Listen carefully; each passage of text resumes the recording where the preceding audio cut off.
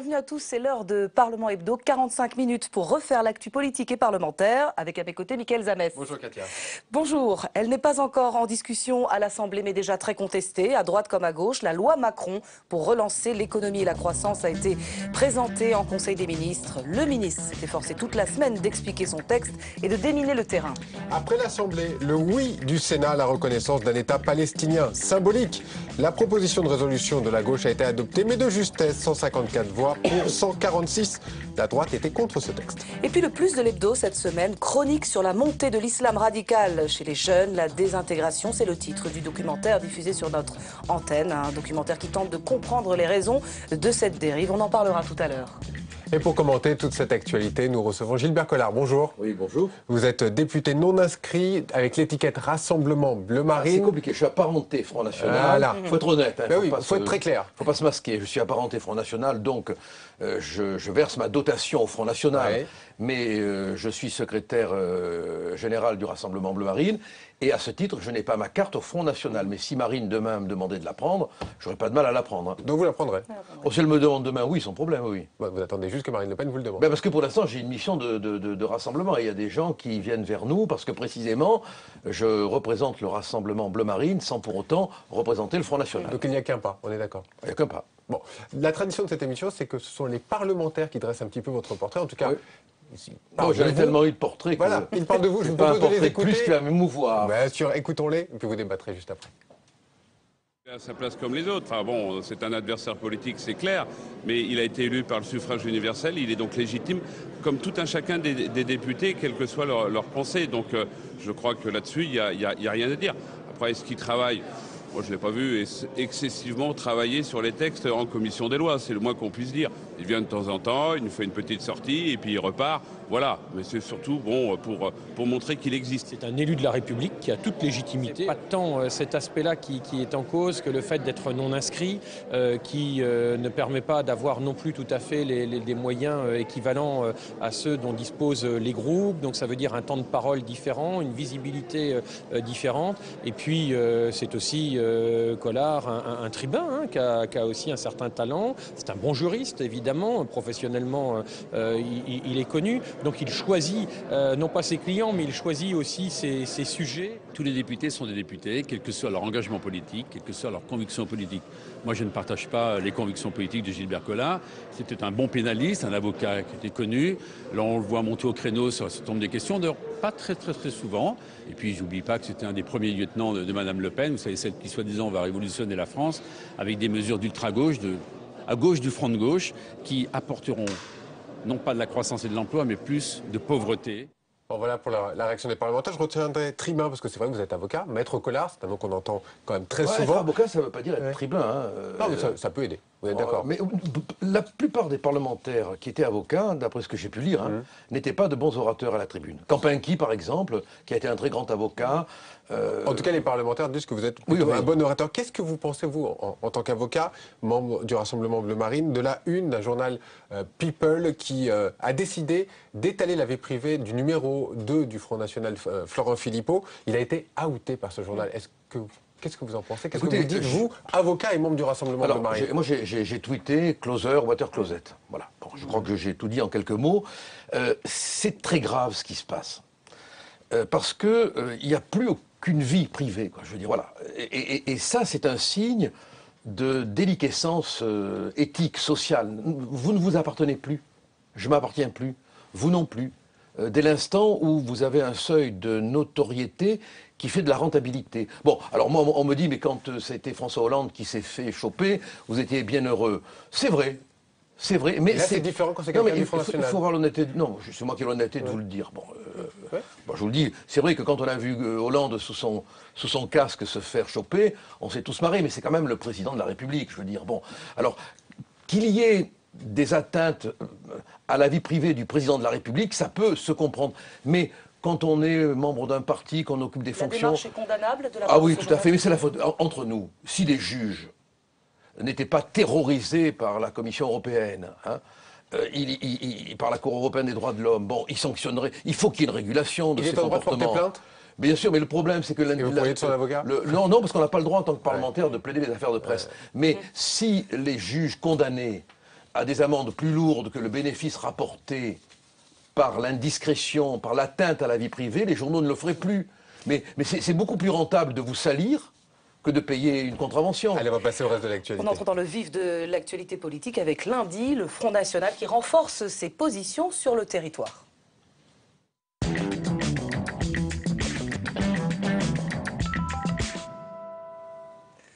Le scrutin a eu lieu dans la 3e circonscription de l'Aude pour succéder à François Baroin, devenu sénateur. Le candidat du PS a été éliminé. Résultat, un second tour qui oppose le Front National à l'UMP.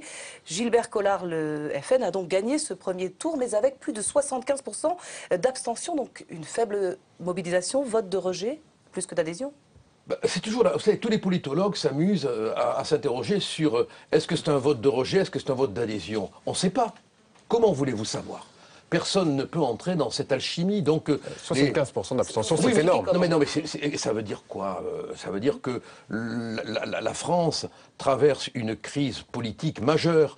Les citoyens ne s'y retrouvent plus dans la République, quoi. Ils ne s'y retrouvent plus dans leurs élus. Voilà ce que ça veut dire. Mais ça ne signifie pas pour autant que nous... l'ensemble des élus. Mais l'ensemble... National compris aussi, peut-être. Oui, probablement, parce que c'est une vision holistique, pour employer un terme de sociologie. Hein. Les gens ne font pas la différence. Bon, et c'est dommage, hein, parce que vous avez des hommes politiques qui se crèvent, très honnêtement. Et il y a... Alors, c'est quand même aussi un facteur médiatique. Regardez Woerth. Tout le mal qu'on a dit de lui. Et moi, je pense à lui, voyez-vous. On n'a pas les mêmes idées, on se combat. Mais cet homme a été sali. Si on reprend tous les journaux télévisés, si on reprend tous les journaux publiés, et qu'on dit à chaque journaliste, et maintenant, qu'est-ce que tu réponds? Alors il y a aussi cette espèce de lynchage médiatique qui est permanent, quoi.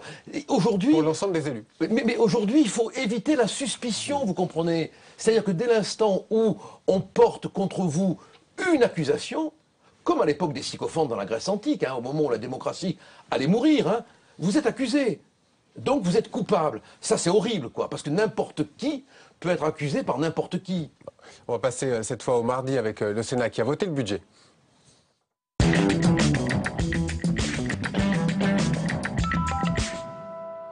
Et on en parle parce que ça faisait longtemps que le Sénat n'avait pas voté le budget, depuis presque 2 ans. Alors donc ça a le mérite quand même d'être souligné. Le projet de loi de finances a été examiné jusqu'au bout et voté, un texte évidemment remanié par la droite sénatoriale.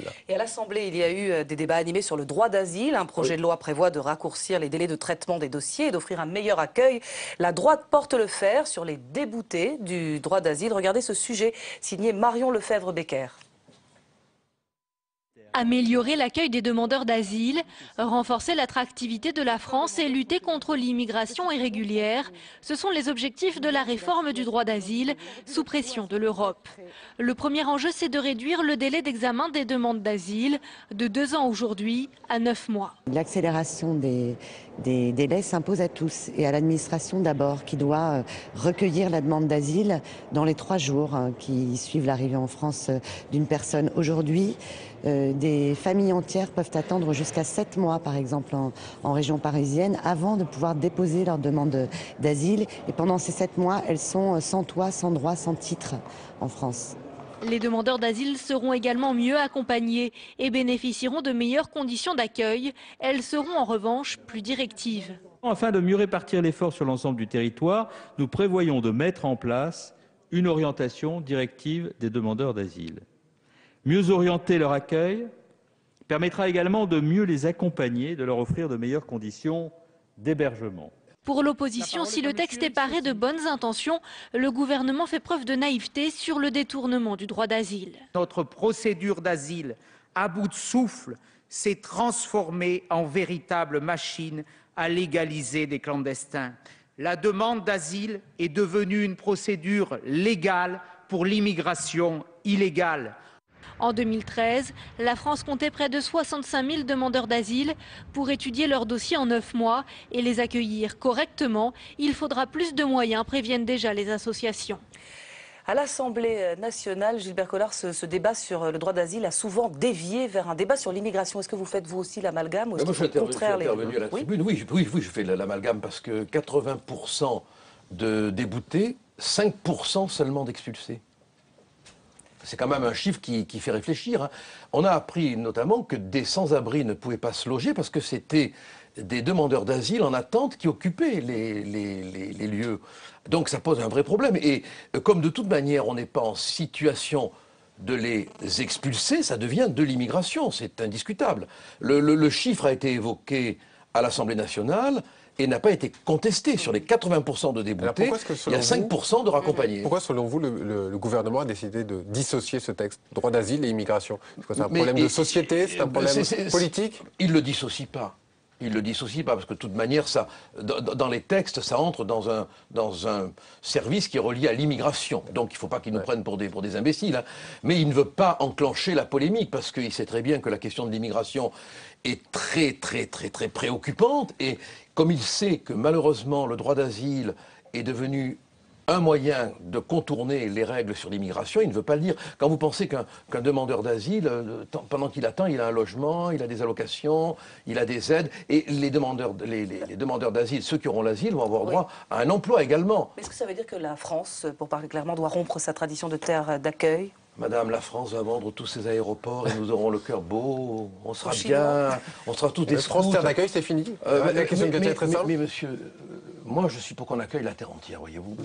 Voilà, à condition qu'on en ait les moyens. Si je dois vendre tous mes meubles, mon lit, on n'a plus les moyens pour accueillir, si je dois me retrouver moi à la rue pour que les autres n'y soient pas, avec ma famille, je trouve que c'est une folie. Je veux dire, personne n'est méchant fondamentalement. Moi, je suis comme vous, je voudrais qu'on puisse accueillir toute la misère du monde, mais on va en vendre 2 aéroports, 3 aéroports. On n'a pas les moyens. Bon, alors attendez, il faut être raisonnable, je crois. Bon, Gilles Bercola, on va retourner au Sénat, si vous voulez bien.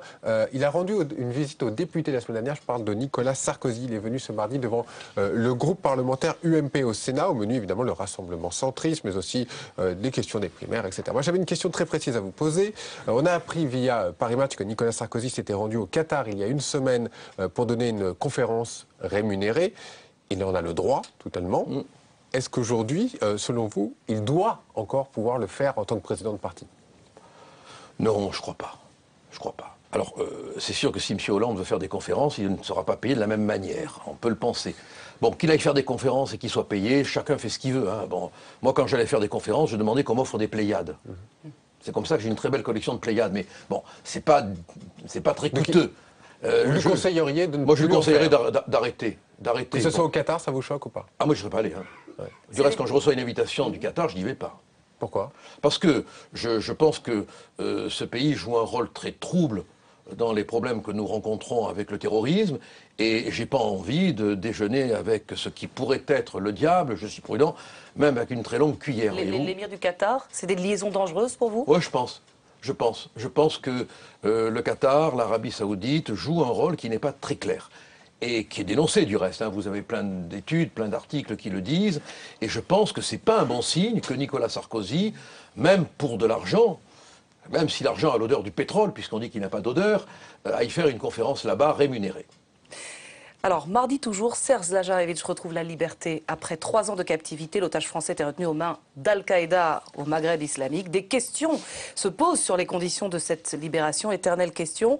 Officiellement, la France ne verse aucune rançon et pourtant personne n'est dupe. Vous dites quoi? Je dis que le principe réaffirmé doit être qu'on ne verse pas de rançon. Parce que chaque fois qu'on verse une rançon, on alimente le preneur d'otages de demain. C'est tout simple. C'est un mécanisme criminologique qui est parfaitement étudié. Dès l'instant où l'on cède au maître chanteur, on alimente son chantage. Dès l'instant où l'on cède à un preneur d'otages, on crée des preneurs d'otages. Voilà. Alors, on en sauve un, mais on va en perdre peut-être 2 ou 3 ou 4. Et il arrivera un moment, là aussi, où on ne pourra plus payer. Alors, je crois qu'il vaut mieux avoir... On a un échange de prisonniers. L'échange de prisonniers, c'est différent. Mais c'est facile aussi de parler comme ça, en homme d'État, là, sur son sommet, quand c'est pas votre père, c'est pas votre mère, c'est pas votre frère, c'est pas votre sœur. Hein. Bon, en tout cas, il faut, quoi qu'on fasse, qu'on ait une position de fermeté.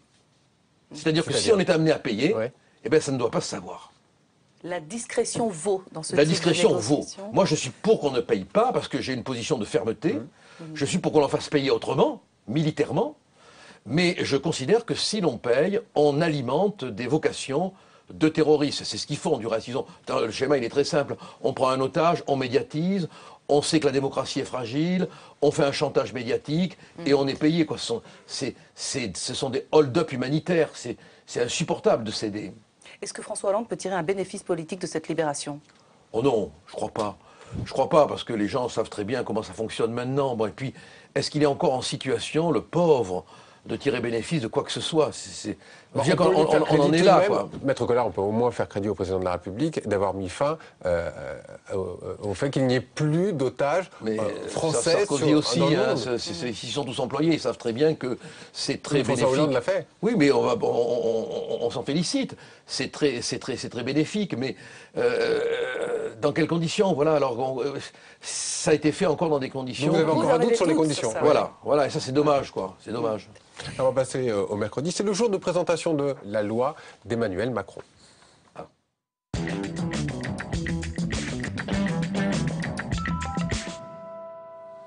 Sacrée journée pour le ministre de l'économie qui présentait cette loi qui vise à libérer la croissance. Le matin, une conférence de presse avec Manuel Valls et pas moins de 10 ministres pour l'entourer. L'après-midi, la traditionnelle séance de questions d'actualité à l'Assemblée, plutôt animée. Le film de la journée, on regarde tout ça.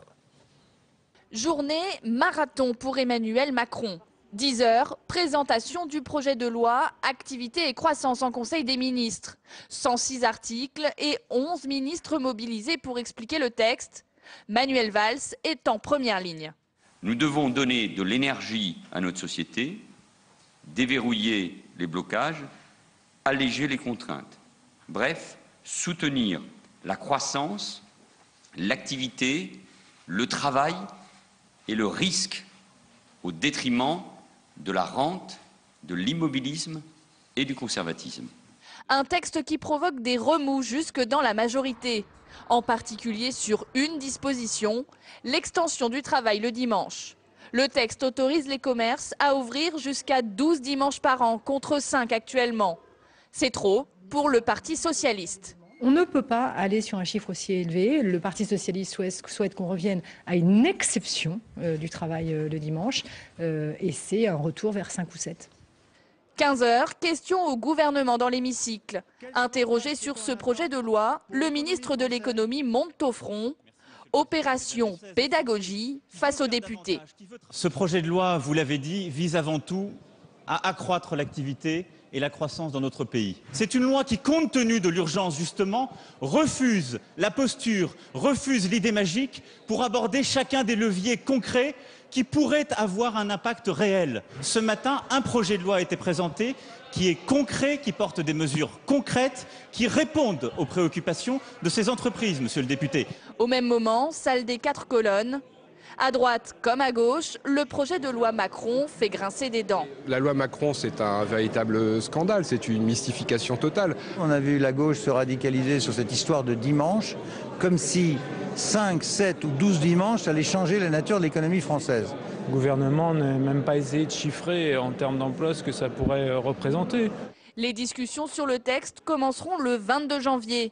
Les débats s'annoncent tendus. Pour l'heure, chacun semble bien décidé à camper sur ses positions. Vous l'avez vu, il y a beaucoup de choses dans cette loi Macron, mais c'est vrai que ce qui cristallise un petit peu les mécontentements, c'est le travail du dimanche. Vous êtes plutôt 5, 7, 12 Il n'y a pas que le travail. D'abord, cette loi n'a pas encore...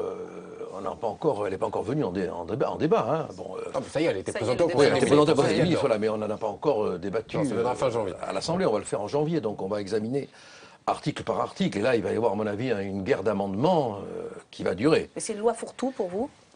Écoutez, il suffit d'écouter le Premier ministre en parler. Si on faisait une étude sémiologique, c'est des mots creux. C'est ce qu'on appelle des mots valises. Il n'y a pas un élément concret dans son discours. Je vais prendre l'exemple des avocats. Je parle d'un domaine que je connais bien. Bon, les professions réglementées. Bon, on n'arrive pas à comprendre ce qu'il veut, quoi. Bon, alors, il va ouvrir le capital des sociétés d'avocats. Mais à qui? Aux banques? Alors, on nous dit que ça sera réservé aux professionnels, mais c'est pas écrit. Donc vous dites que c'est mal formulé. Mais j'ai l'impression que cette loi ne sont pas claires. J'ai l'impression qu'on a voulu donner des gages à Bruxelles, qu'on était capable de faire des réformes. Et on cherche le moyen d'habiller cette volonté de faire des réformes. Ceux qui ne veulent pas de cette loi disent que c'était pour faire plaisir à Bruxelles. C'est un peu la rhétorique qu'on entend de partout. Donc vous êtes d'accord avec ça? Oui, je suis d'accord avec ça, parce que je veux dire, encore une fois, on va supprimer par exemple la postulation. Bon, la postulation, c'est le fait que quand on prend un avocat à Marseille et qu'on plaide à Lyon, on est obligé de payer un avocat à Lyon pour déposer les documents dans les affaires civiles. Bon. On supprime la postulation, ben oui, bon, d'accord, c'est une révolution ça. La question du travail le dimanche, mais que qui veut travailler le dimanche, travaille le dimanche. Voilà, c'est tout. Vous, dans votre commune, vous ferez quoi, par exemple? Parce que les maires sont concernés par oui, moi je suis pas maire.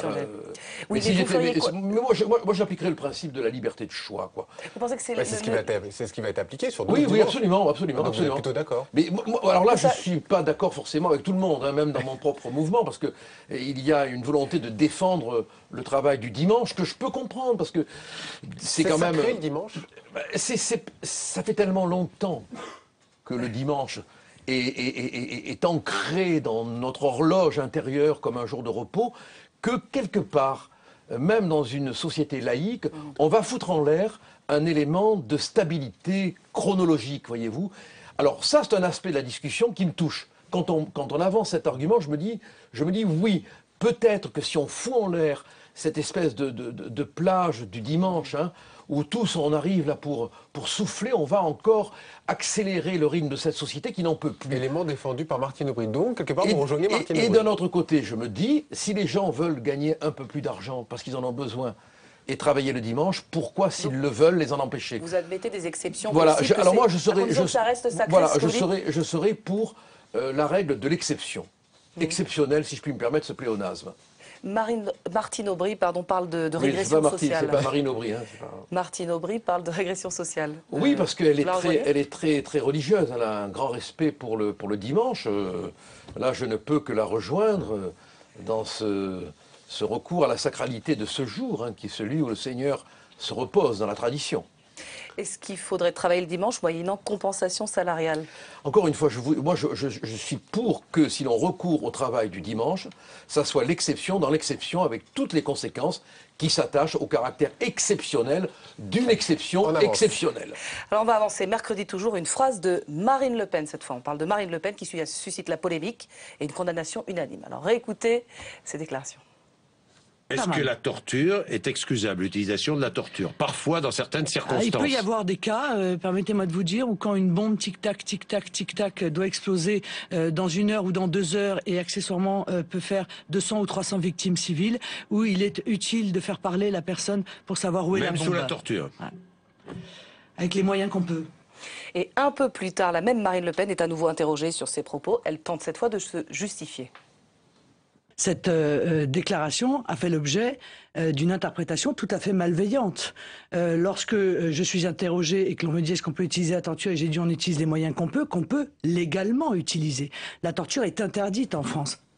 Voilà, alors Marine Le Pen est revenue sur ses propos. Alors vous avez dit le même jour, la torture oui, mais comme recours ultime pour sauver des vies. Marine Le Pen s'est rétractée, vous? Mais non, c'est comme la légitime défense. Bon, moi je suis contre la torture. Quand j'ai défendu en correctionnel le général Ossarès, j'ai dit que la torture, que les socialistes, Guy Mollet, François Mitterrand, avaient installée en Algérie, était ignoble.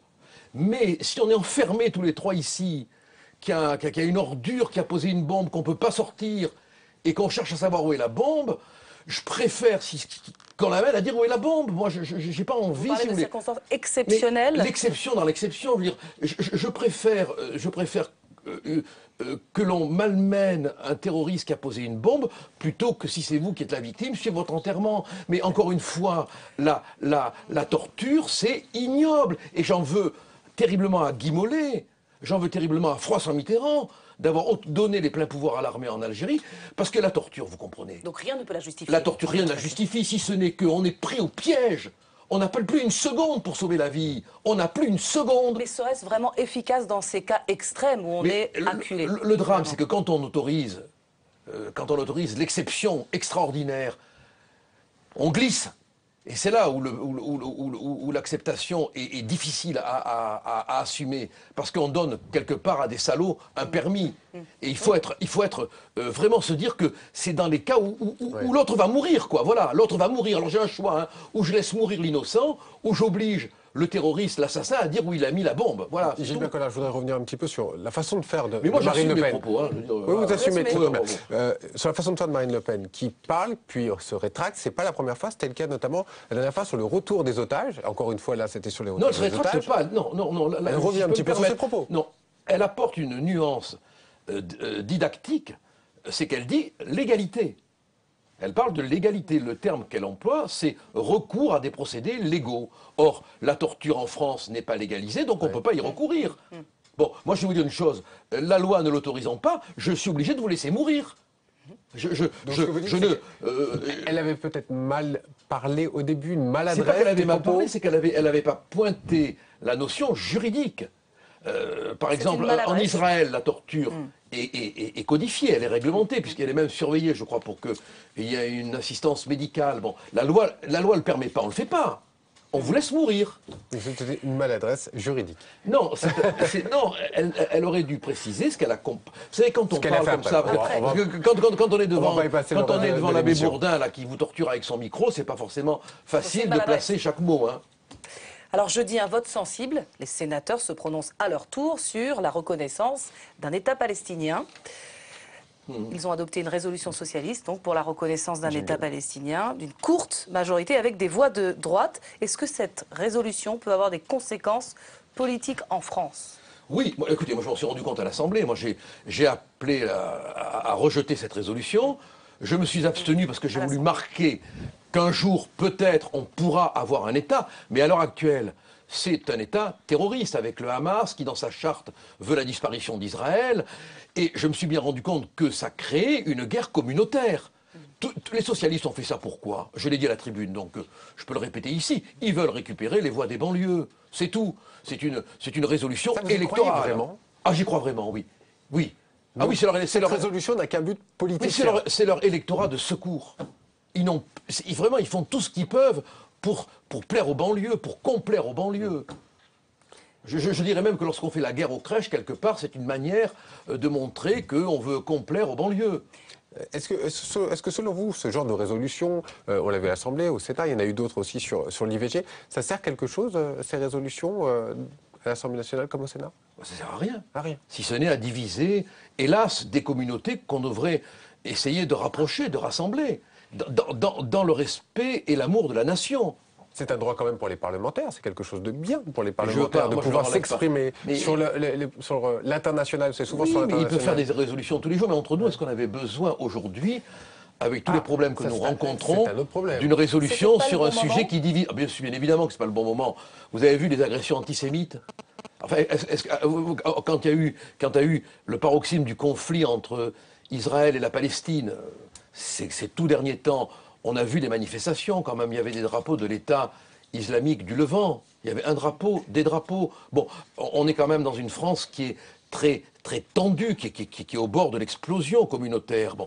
Et on prend une résolution qui divise encore plus. Je crois franchement que ce n'était pas le moment. Cela renforce le communautarisme? Je pense que oui. Ça va attiser les tensions ça davantage. Ça attise les tensions, vous comprenez, parce que quand même on a le Hamas en Palestine. Et le Hamas, dans sa charte, articles 14, 13 et 19, je crois, si je ne me trompe pas, il appelle à l'éradication d'Israël.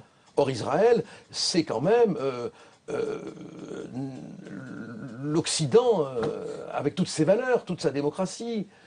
Israël représente les valeurs de la démocratie, même si d'aucuns prétendent le contraire. Et selon vous, est-ce que François Hollande, là, se retrouve un petit peu pieds et mains liés par cette résolution? Il est un peu pris au piège? Il est pris au piège. Alors qu'est-ce qu'il va faire maintenant? Alors si le Parlement et le Sénat votent une résolution et que le président s'en tape... Ça peut rester symbolique. Ça peut rester symbolique. Oui, alors ça veut dire que ça veut dire qu'on fait joujou, quoi. Peut-être, ça c'est vous qui le dites. Oui, c'est moi qui le dis. Oui, absolument. C'est un sujet aussi qui divise et qui suscite toujours des polémiques. Ce sont 2 députés qui ont remis en fin de semaine leur rapport sur la fin de vie au président de la République, le chef de l'État, qui voudrait plutôt aboutir à une loi consensuelle. On va écouter François Hollande, évidemment. On débat de ce thème avec vous, Gilbert Collard. Ce sont aussi des propositions équilibrées et réalistes. Elles visent à apaiser la souffrance des malades en fin de vie, à respecter leur volonté dans l'accompagnement vers la mort, et donc consacrent le droit de mourir dans la dignité. En accord avec le Premier ministre, je demande à ce qu'un débat sur la base d'une déclaration du gouvernement, titre de l'article 50-1, puisse être organisé dès le mois de janvier. Pratique de la sédation profonde et continue. Est-ce que pour vous, c'est l'euthanasie sans le dire? Oui. Oui. Moi, je pense que la loi Leonetti est une très bonne loi. Bon, pour être clair, elle interdit l'acharnement thérapeutique. Voilà. La survie artificielle, c'est fini. Mais là, on introduit, l'air de rien, l'euthanasie. Bon. Alors, c'est l'air de rien. L'air de rien, oui, l'air de rien, parce qu'on va encore partir dans un débat sociétal, on va encore passer un temps fou, pendant que l'économie va s'effondrer du reste, hein, à échanger des idées, à ceux qui veulent à tout prix défendre le droit à la vie, même jusque dans l'épuisement de la mort. Hein. Mais pour vous, ce serait grave de modifier la loi Leonetti, il faut la garder, il ne faut pas la loi Leonetti, elle est arrivée à un point d'équilibre. Pas d'acharnement thérapeutique. Mais si on va au-delà... c'est quoi? Si on va au-delà, ben c'est qu'on se débarrasse de quelqu'un qui n'est plus apparemment en état de vivre. Mais on peut aussi sortir d'un coma, on peut dire, on a vu j'emploie entre guillemets le mot des résurrections. Hein. Toute l'histoire de la médecine est remplie de ces événements. Bon, je veux dire que c'est quand même grave quand tout dans une société converge vers la destruction de ce qui a fait l'humanisme. Le respect de l'humain. C'est le cas, là?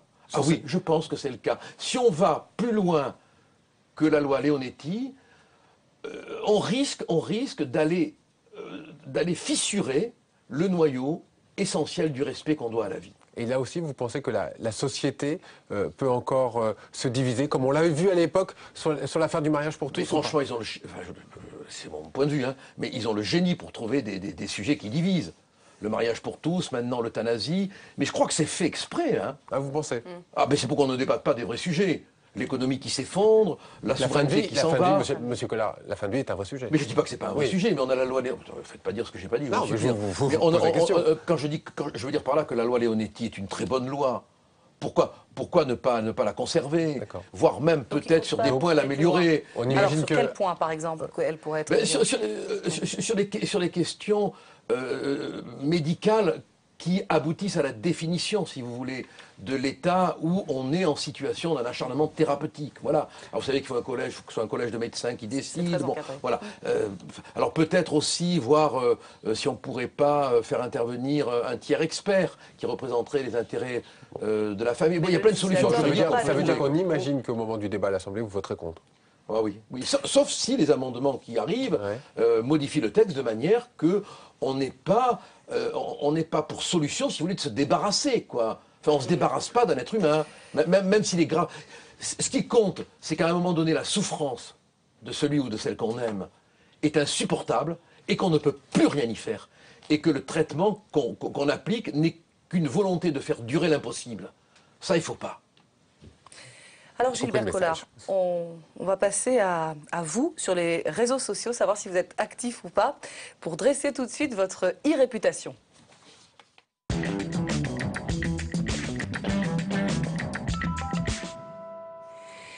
Et Astrid de Vilaine est dans la place. Alors que trouve-t-on, bonjour Astrid. Bonjour Katia. Que trouve-t-on sur Internet quand on tape le nom de Gilbert Collard? Eh bien, tapez Gilbert Collard dans un moteur de recherche sur Internet et vous trouverez, eh bien, en ce moment, vous en parliez à la une, ces articles qui relèvent vos propos sur la torture. C'est la preuve qu'ils ont été très consultés. Enfin, on tombe après sur un profil assez typique pour un homme politique.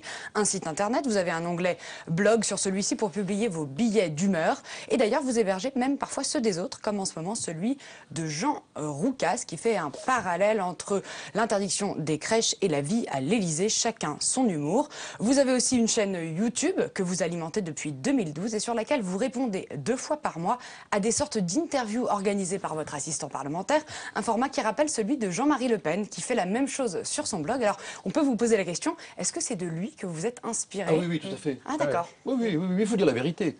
Oui, donc ça va avec Jean-Marie Le Pen? Ben, ça n'allait pas très bien, mais on a eu une explication loyale, à l'ancienne. À la Audiard. D'accord, ça devait être sympa. Alors vous faites en général 2000, 3000 vues, lui est quand même à 20 000. Hein. Vous avez encore on n'a pas le même âge. Alors, enfin... Laissez-moi arriver à 85 ans. Alors quand on tape Gilbert Collard toujours sur le net, l'une des premières vidéos qui surgit, c'est celle de 2008. C'est une chanson, vous devez sûrement vous en souvenir. À l'époque, vous êtes candidat au municipal à Vichy, avec l'étiquette d'hiver droite. On va écouter un extrait de votre hymne de campagne. Vichy s'est endormi depuis tellement d'années, 19 ans dans un lit, il faut la réveiller. Où sont les charolais et la thermalité, l'art lyrique est muet, carnaval oublié. Alors peut-être première question, pourquoi avoir quitté le centre? Alors d'abord, est-ce que vous savez qui chante? Est-ce que c'est vous? Alors, vous n'êtes pas posé la question. Si quand on a préparé l'émission, vous m'avez dit que c'était vous. Je vous ai menti. Ah, parce que je voulais vous piéger. C'est pas gentil ça. Je voulais vous avoir au tournant. C'est Berliner. Berliner. Voilà. D'accord. Voilà, elle nous a piégés. Voilà. Et alors sur le centre. Et vous savez qui c'est quand même. Bon, il est mort malheureusement. Hein. Il a fait des spectacles sur Victor Hugo, il a fait la fameuse chanson, là, j'ai oublié le titre, qui a fait le tour du monde. Bon, ça c'est pour Berliner, mais sur le centre. Pourquoi vous l'avez quitté?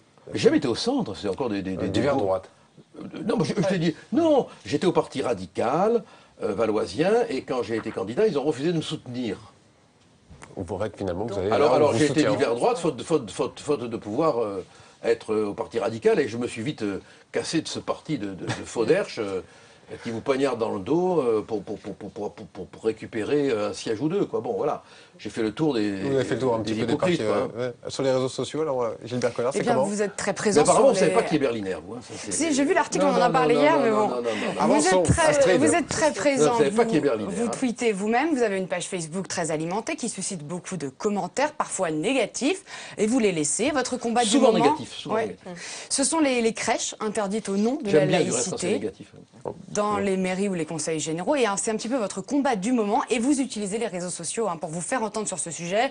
Vous vous agrégez aux communautés déjà existantes. Vous relayez des initiatives comme Touche pas à ma crèche, un moyen de toucher des publics nouveaux qui peuvent adhérer à vos idées. Vous avez plus de 22 000 followers sur Twitter. Vous êtes inscrit depuis 2 ans, depuis votre élection à l'Assemblée. Mais si l'on regarde chez l'autre député, enfin chez la députée du Front National, votre acolyte Marion Maréchal Le Pen, elle est à 162 000. Comment expliquez-vous cette différence? Parce que moi je suis un petit, un modeste, un artisan du tweet. Voilà, je fais de l'artisanat, moi. Je tweete moi-même et je... Avec modération. Avec modération. Et le meilleur tweet, Astrid. Voilà, mes tweets sont repris souvent du reste. Ouais, regardez justement c'est quoi le meilleur. On allait rechercher votre meilleur tweet. Si vous étiez sympa, vous diriez qu'en revanche, du point de vue qualitatif, je suis un de ceux le plus souvent repris. Eh bien, votre meilleur tweet, on va tout de suite le regarder, c'est encore sur les crèches, comme quoi c'est un sujet porteur pour le Rassemblement Bleu Marine. Le voilà, plus de 300 retweets. Crèche de Noël interdite au nom de la laïcité, culture, histoire, rêve d'enfant, tout disparaît dans mon pays, la France. Oui, les crèches, c'est vraiment le sujet l'actu du moment. Non, ça signifie qu'on a conservé, grâce à Dieu, avec une signification générale, la sensibilité de notre histoire, voilà, et qu'à force de vouloir y toucher, ça va finir par mal se passer. Bon, cette affaire de la crèche, elle est très significative de la sensibilité heurtée des gens aujourd'hui. Et c'est ça qu'il faut voir. On révèle un climat. Moi, j'étais dans une réunion l'autre jour où il y avait un maire socialiste et un président de conseil général socialiste. Et c'était un repas où il y avait des anciens, et chacun fait son discours, et moi dans mon discours je leur ai dit « Je vous souhaite une bonne crèche de Noël ». Tout le monde a applaudi, y compris le maire, et y compris le président du conseil général. Voilà pour les crèches. Merci Astrid de nous avoir éclairé sur la réputation de notre invité. On va passer au plus de l'hebdo tout de suite.